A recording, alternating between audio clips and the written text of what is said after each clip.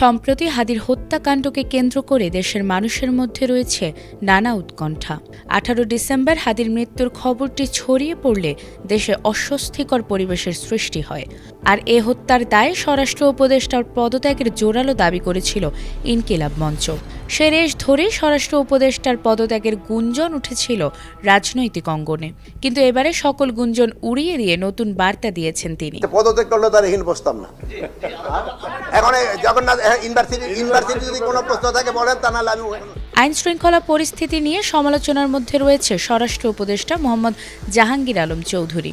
তার পদত্যাগের গুঞ্জন উঠলেও সোমবার সচিবালয়ে আইন শৃঙ্খলা সংক্রান্ত উপদেষ্টা পরিষদের সভায় অংশ নিয়েছিলেন তিনি এবং সভা শেষে তিনি পদত্যাগের গুঞ্জন উড়িয়ে দিয়ে জানিয়েছেন, পদত্যাগ করলে এখানে বসতাম না।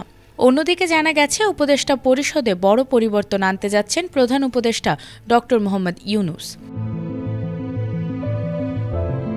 জানা গেছে উপদেষ্টা পরিষদে একজন উপদেষ্টার দায়িত্ব কমিয়ে নতুন একজনকে একটি গুরুত্বপূর্ণ মন্ত্রণালয়ের দায়িত্ব হস্তান্তর করা হতে পারে। এ বিষয়ে বিভিন্ন সূত্র মতে আগামী 2-1 দিনের মধ্যে নতুন উপদেষ্টা শপথ নিতে পারেন এবং দুটি মন্ত্রণালয়ের দায়িত্বে থাকা যে কোনো উপদেষ্টার দায়িত্ব কমিয়ে একটি মন্ত্রণালয়ে নতুন সেই উপদেষ্টাকে দেয়া হতে পারে। বাংলাদেশের অন্তর্বর্তী সরকারের বর্তমান স্বরাষ্ট্র উপদেষ্টা মোহাম্মদ জাহাঙ্গীর আলম চৌধুরী স্বরাষ্ট্র মন্ত্রণালয় এবং কৃষি মন্ত্রণালয়ের দায়িত্বে রয়েছেন। 23 ডিসেম্বর 2025-এর সর্বশেষ তথ্যানুযায়ী উপদেষ্টা পরিষদে পরিবর্তনের গুঞ্জন থাকলেও জানা গেছে তিনি এই দুটি দায়িত্বই বর্তমানে পালন করছেন। উপদেষ্টা পরিষদের পরিবর্তনের খবরকে কেন্দ্র করেই নেটিজেনদের মধ্যে রয়েছে নানা জল্পনা কল্পনা।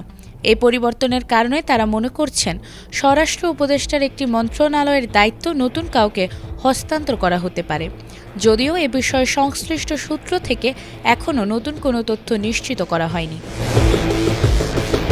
নাজমুন নাহার জান্নাত, এটিএন বাংলা।